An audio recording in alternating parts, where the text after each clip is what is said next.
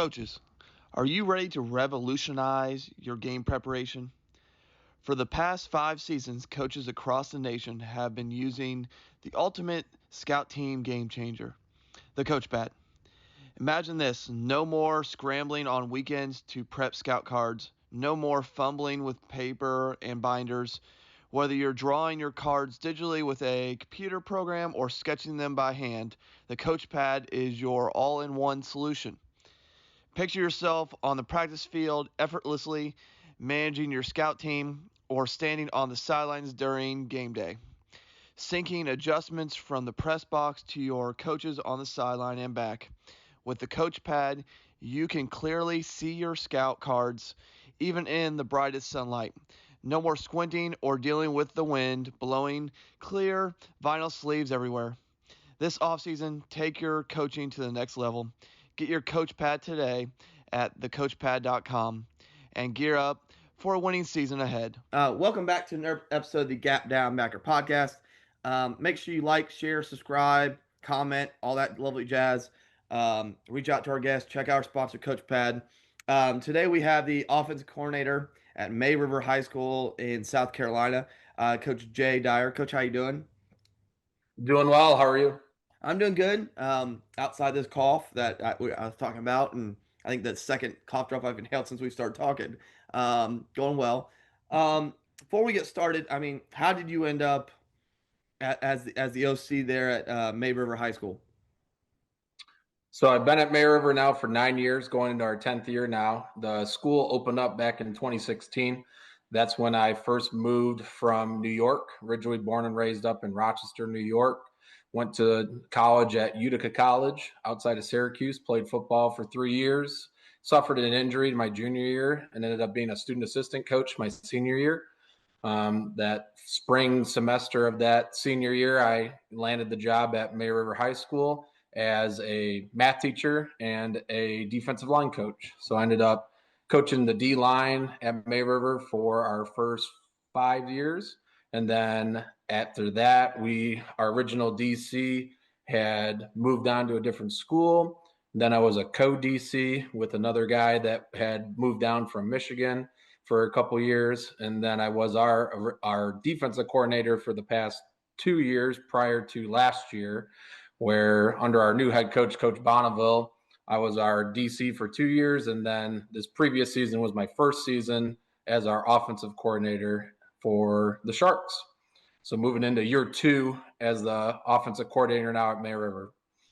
Now I'm on, let's start with this. I mean, as I said, us talking, and I've said other things, like the slot T has kind of stayed in Texas. It's starting to branch out. You guys installed it last year. First, I mean, before we get into the how, let's talk about the why. Why did you guys choose go to the slot T over, say, a wing T, a power T, and over anything else? Why, where was the eureka moment? Whose idea was it? Why did we go in that direction to install in the slot T?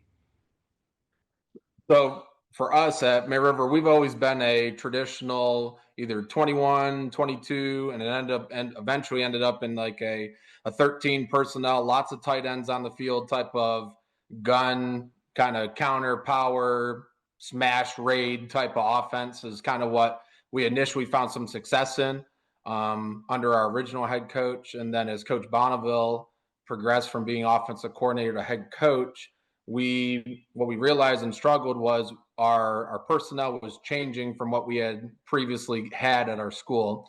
We didn't have as many bigger, stronger type of kids. We were plenty tough and would fight hard and do things like that, but our personnel kind of drifted from having athletic kids that we could run the ball with, throw the ball to, do different things, run some option, all this kind of different stuff. Whereas we needed something that was more rule-based and something that hit quick, and we could rely on some deception and matching our personnel to the offense that we wanted to run. We know we wanted to run the ball. We know we wanted to be successful in doing that, and we know we wanted to be tough and physical with that. And from just doing some research and reaching out to people, we stumbled upon slot T. So I remember last January, Coach Bonneville reached out to me and said, hey, I got this slot T presentation here. I want you to just look at it and tell me what you think. And then I go through it. I've never heard of slot T. I don't even know what it is. I know wing T. I've seen plenty of double wing, foot to foot, traditional T, single wing. I've seen all this stuff before. And never in my life have I seen slot T. And I'm watching the playlist as I'm going. I'm like, oh my God, who has the ball? And there's just so many times over and over again where I'm just looking at the wrong spot and I have no clue what I'm looking at. So as the defensive coordinator at that time, I'm like, man, this is something that we need to get on immediately. And if we can match our personnel to this type of scheme, then we're going to be in a really good spot. And that's one thing that at May River, we've been very successful defensively because we know what scheme we want to run. And we've been running that scheme ever since the school opened. We know it's successful. It fits our personnel and we can be successful. What we wanted was the offensive version of that, where we have something that is rules-based that can take the thinking out of the kids, where they can play fast, they can play low, they can play strong, and they don't have to think about what they're doing. They can just go follow their rule, and the play and the scheme will fit behind them. So I think a lot of that was a determining factor in trying to match our identity as coaches to match the personnel that we have at our school. Okay. Now, what was the process? Like, I know you talked to Liberty Hill, and like that's where everybody goes to talk to. But what was the process of learning it? Like, was it we reached out to Liberty Hill first? Was it we reached out to some other people? Did you just talk to Liberty Hill? What was the process of the install and the learning for you guys coaches before you got to the kids? For coaches, it was between myself, Coach Bonneville, and then my brother. My brother is also on staff at May River. And I remember our Eureka moment was we were at our South Carolina Coaches Convention. We're at dinner at a Brazilian steakhouse, and we're waiting to get seated. And we're looking at the film again. We're like, you know what? Let's just do this. Like, this is us. This is what we're going to do. Let's just learn it. And for us as coaches, I remember there were plenty of times in the office in the off season for us in January and February where we're watching the clips, and they're all these clips are tagged the same play, but they sure don't look the same. And I'm like, what is going on here? So now we're diving into what does the rules look like? What is the backfield supposed to be doing? What's the quarterback supposed to be doing? What's all of the little details that we're missing here? Because we feel as if we understand some basic football. We understand power and counter and trap and buck sweep. We understand that, but it was almost the identity and the mindset to all of it, where you're looking at the slot T and then you're like, oh, there's the right guard. But then all of a sudden the right guard is now the left guard. And you're like, oh God, what is going on here? They're flipping back and forth. And how do the kids know this? How do the coaches learn it? So we spent a lot of time, I would say, creating questions and more brainstorming, more so than ever. From January through about April of that year was just a lot of film watching and just creating a bunch of questions. We ended up probably with over, I would say, 3 pages in a Word document worth of questions of just, hey, we saw this, it didn't match this, or hey, what's this? Hey, this is called this. And it ended up with a lot of ammunition for us to come back and try and reach out to Liberty Hill and see how willing they would be to help us, knowing that they're in Texas, we're in South Carolina, there's not going to be a lot of crossover, so that there's a chance that we could work together and help us out and help them out and all the same. Okay. And so what was it, just Coach Hall then, who was he the only one that you guys worked with from Liberty Hill, or were there multiple coaches that you kind of worked with that process? Nope, we worked with Coach Hall. He was he's been a great mentor for us in terms of getting our mindset right and answering questions. And a lot of the stuff has been things that we've learned, and then, hey, we have this little nuance to it. What do you think? And he's become a really great resource for us in terms of just somebody to bounce an idea off of, somebody that's been in the system for almost an entire career, you know what I mean, and has been extremely successful, and somebody that could be a mentor and a role model to young coaches like myself, who I'm going into year 10 in high school, and I still got 24 plus more years minimum before I can retire. So it was very fun to see kind of an old school meets new school type of thinking around football, and then kind of merging the two into what we have today. Okay. So what series did you got? I mean, I can probably guess, but again, I always want to see what everybody's install schedule looks like. What series did you guys start with? And then how long were you in that series before you even thought about adding another series or a bunch of formations? Because the standard, talking to most slot T coaches, is get an A right, run it over and over again until you think you're good, then run it some more. Then you can start either going to A left or add the next series, depending on kind of the philosophy there. So what was kind of the install order process, and how long were you in that? So last year for us, first time ever doing it, we spent our first open season type practice just starting in what is a 4-point stance. And we had to progress from there to running to the line, to the huddle, to just getting into A right. Our first series that we install all the time is all of our traps and sweeps. That's our bread and butter, our base type of stuff. So we spend the majority of our time working on traps and sweeps and the different variations eventually. In terms of an install schedule, we're heavily into the traps and sweep series, and then we're more into the power series next. And then we followed up with all of our reverse out stuff of tosses and ISO and those different type of plays that pair together. Now, from year 1 to year 2, we have significantly sped up the process. Whereas last year we didn't even go into left set until game week of the first game, where we were just right set the entire way, and we had known that we were going to eventually get to left set, but we wanted to feel extremely comfortable in right set before we were starting to flip back and forth. And I mean, it felt like we're going into our second round playoff game last year, and it's almost like we're going to be in a position this year where we're going to be so far ahead from where we were last year, just purely from a coach's perspective, understanding it, and the kids knowing that it's successful, and the buy-in and things like that from them too. So in just the basic install, like I said, would be traps and sweeps, work on your bread and butter, perfect that as much as you can, and then progress to the power series. That's our next one. Because the one thing that we've added that other slot T teams don't is a rocket toss series. We're not a big jet sweep team. We're more of a traditional rocket toss to make it play off of some option type of looks, because that's more where we feel comfortable as coaches. So it's just another way for us to try and leverage the ball and get it out there.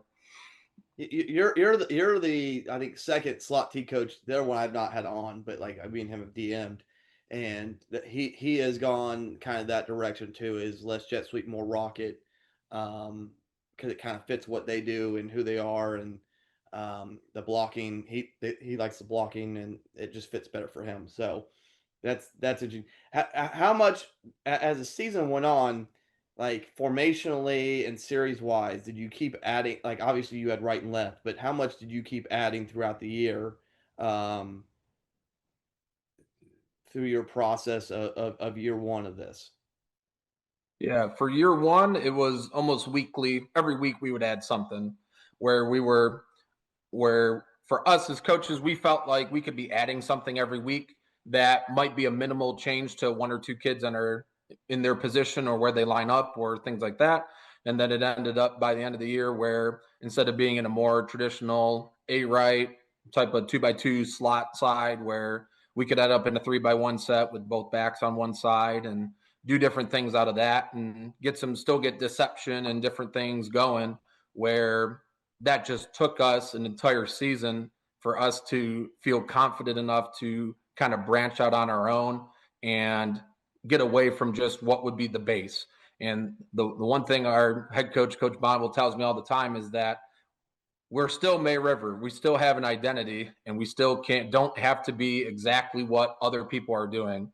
We know that there's a lot of scheme that could be successful, but there's things that we could add and change that could also be successful for us based on what we know. And that's kind of hit home more so this year, moving into year 2. But in year 1, it was a lot of first, all of our non-region games or non-conference games was a lot of base, just out of right and left set. And then when we came to our region conference type games, we were more prepared for our adjustments with a swing man move to a different spot, or we're in a 3-by-1 set and things like that. Now, I mean, looking back, like, what were kind of your biggest hiccups with it, especially like now you're going to year 2, you're like, well, we know either teaching wise or we're going to have these issues and we know how to fix them, or something you didn't think about that like you got ahead of this time. Like, what were kind of the biggest hiccups or issues you had in kind of your install process? I think in year 1, in reflection, I think one of our biggest, I'll say, hiccups was our personnel and placing kids on the right spot. So for us as coaches, we were trying to learn the scheme and trying to learn the offense and trying to learn where do people go and how do we do everything, what's our steps and how do I block this and so on and so on, where it's almost like we overlooked a little bit in terms of what are the qualities and traits of each of the positions that we need to have, and what does that position really need to be able to do for us, where in a traditional, more wing T type setup, your guards are going to be a little bit smaller and faster, where for us last year, our guards were a little bit bigger and a little bit stronger, not as fast. So our version of the slot T last year could be a little bit different than this year, just because we've been able to reflect and play to some different strengths of some kids that we have, where we can start putting kids where we think that they belong based on their strengths. A year in the system has definitely helped us identify certain positions and what each position really needs. There's been some shuffling around the backfield for us to get there as well. But I think that was probably one thing that we overlooked, the importance of it in year 1, because we were so focused on just the scheme itself. Yeah. From a practice standpoint, because I think you've kind of mentioned it already. That's kind of the important part, is like, again, you can, once you figure out the blocking rules and the alignment and getting kids in a 4-point stance, which is a whole different animal. I actually saw a beautiful picture of Stanford from when David Shaw was there. They were like goal line set and all the offensive linemen, the tight ends are point stances. Saw that as well. That was a good one. It's beautiful. So there's that. But like from a practice standpoint, how did you guys structure a practice? Because I say it all the time on here and off screen, like, I can know how to run power, counter, air raid, empty, whatever. All that stuff's great and all the rules are great, but if you don't know how to teach it and you don't know how to practice it, that it doesn't really mean anything. Like, so how do you guys set up a practice? How much of that did you steal from Liberty Hill? How much of that did you modify? Like, what did kind of practice look like for you guys? So for us, just a game week practice. We're still a 1 platoon school, even though we're in the second biggest classification. We typically will average between probably 35 to 45 kids on our varsity football team. We don't necessarily have enough kids where we feel like as coaches that we can truly split offense and defense. So we end up practicing offense for an hour a day. We go our defense first and our offense. We practice before school. We're a 6 a.m. to 8 a.m. practice team. That was one thing that we also changed this past year, where we were getting wet balled and too hot or lightning delay all the time in the afternoon. So we transitioned to the before school practice and to avoid all of that mess, just so we could get practice in. And after about a week or so, our kids loved it. When coaches loved it, kids loved it. It was 3:45. Our school day doesn't start until 8:45. So we're done by 4 o'clock. Everybody's home happy. Kids are going to do their job or whatever. So just in terms of just timing for us, the morning practice has been huge for us. We're going to be back to that this year. In terms of actual offensive practice, what that looks like for us is we typically will start split. Our line and our backs and quarterback will completely split. We're go through our timing drill. We have our snake rolled out where in the backfield we're going through every single play that we have, every series that we have out of different formations and different snap counts and all these different things that we're working on that week. If we're installing something, then that'll be done in timing. That timing drill gets added into adding the strong end and swing man, where we then do all of our throws. So we'll do our timing and our throws, and that gets us to about 20 minutes or so. By about 2 or 3 weeks in the season, we cut that down to about 15 minutes because we're just more efficient at it. We've been doing it so many reps of just doing it full speed all the time. And it's how fast can you do it? You can't be fast enough for us. If I had $1 for every time I said the word faster in the last year and a half, then I'd be a millionaire. So for us, that we include blocking with our backs inside a timing drill. So depending on the play, if one of the backs has a down block or a kick out or something like that, that gets included into timing drill. So to me, that would be your individual period. But with slot T, the timing and your depths and your angles and those different things are so important that it's almost meaningless to do a traditional individual period because it doesn't fit within your system. So for us in the backfield, that's always what we did. Our line is always either doing rules where they're just reviewing whatever the two defenses that we're working that day are, where they're just working their rules and understanding what to do. But by time we would get to in season, especially upcoming this year, our line's going to be spending a lot more time on their technique and in the shoot and things like that. They'll steal some time out of some special teams where the O-line aren't in it, like on kickoff and things like that, where they're getting an extra little bit too. But the majority of that first 15, 20 minutes of time was spent timing with the backfield, and then the O-liner, they're reviewing the rules or doing various just straightforward, lot of what we would call a shot and follow type of blocking scheme, where we're trying to shock them more so than we're trying to actually drive somebody for 10 yards. It's just a different mindset. It's a technique that we got to teach the kids because it's not really a natural technique, but it's one where the kids get to play fast, they get to play low, they get to cut people in half, they get to finish on their chest, and it's something that the kids can take pride in. And we talk about finishing on our chest all the time, and with our line and our backs. And anytime a quarterback can get on his chest, then we're extremely happy for that type of mindset. After that, that would be like an individual period, just how we would do that. It's more group. But then we would come together, and then we would just split our team period into 3 different parts. We would have trap drill. We just do all of our variations of traps against the defenses that we're practicing that day. And then we go to sweep drill, do all of our sweeps and variations against whatever defenses we're doing. And then we would finish with all of the rest of our series, our power and our reverse out type of stuff, and then finish with tosses. And then if there's time, we'll finish with our trick plays or anything like that within our hour session. But our kids know that we only get an hour. So when we're there, we're getting after it. There's no rest for the weary out here.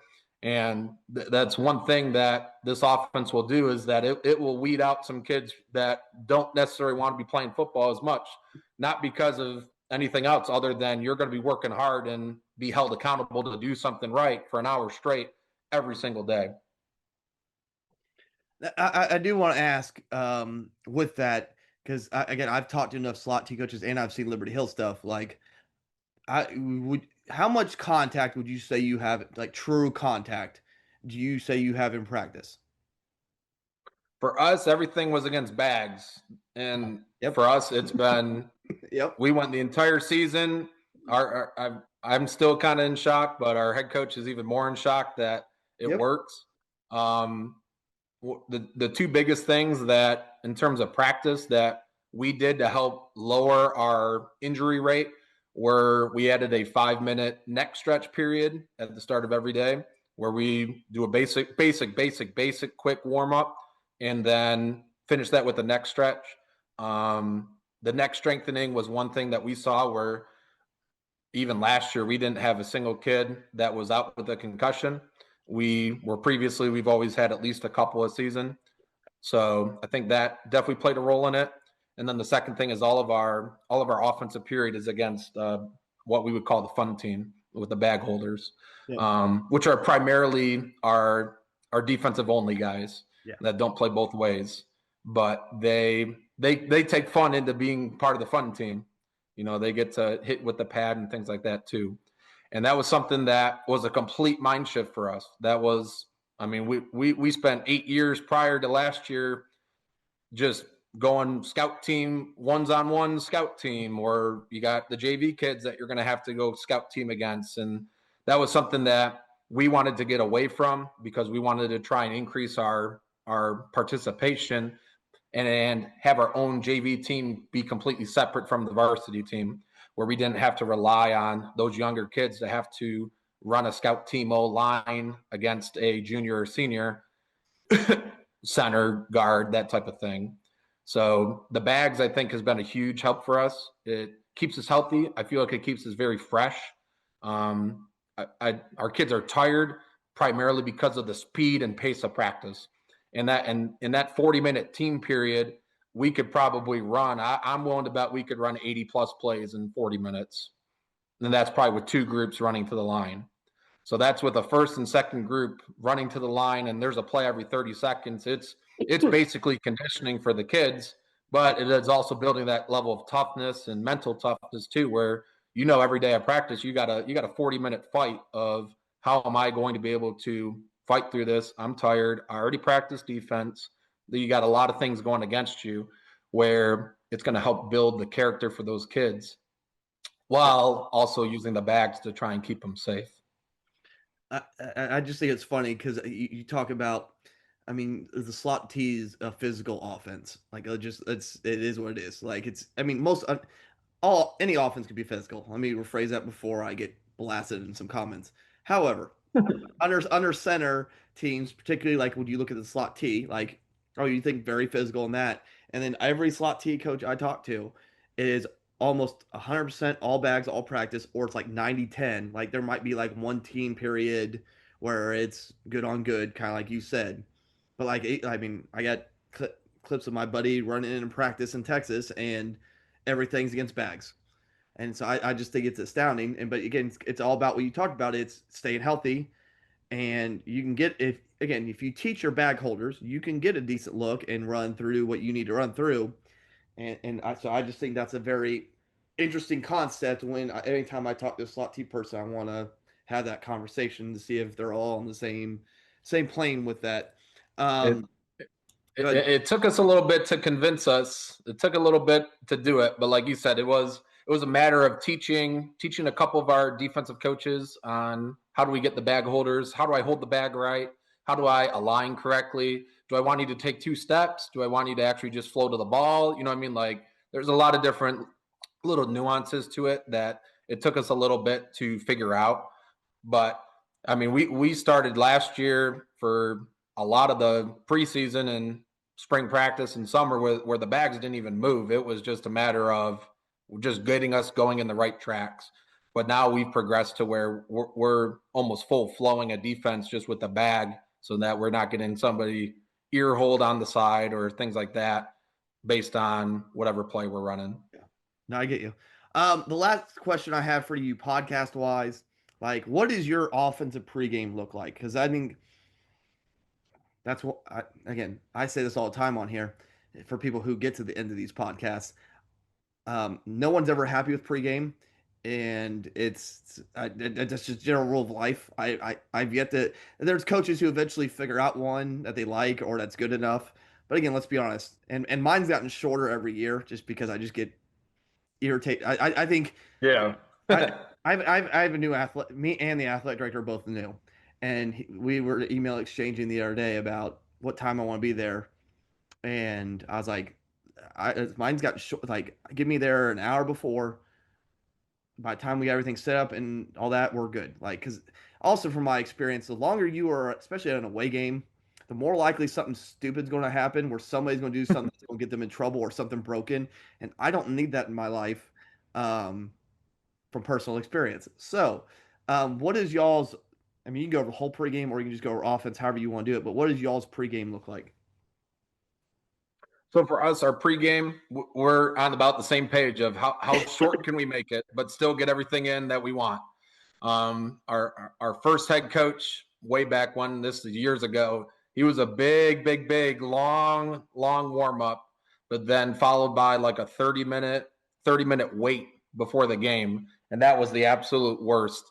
So we progressed to, I believe we want to arrive to an away game or walk down to the field about, I want to say 80 minutes. It's about just short of an hour and a half before the game. For us, we break it up and do specialists first for 15 minutes. Then we do a full 10-minute stretch. Then from there, we always do defense first. We do defense because we're still split. We do defense. We'll take a little break. Offensively, that defensive period is 10 minutes max.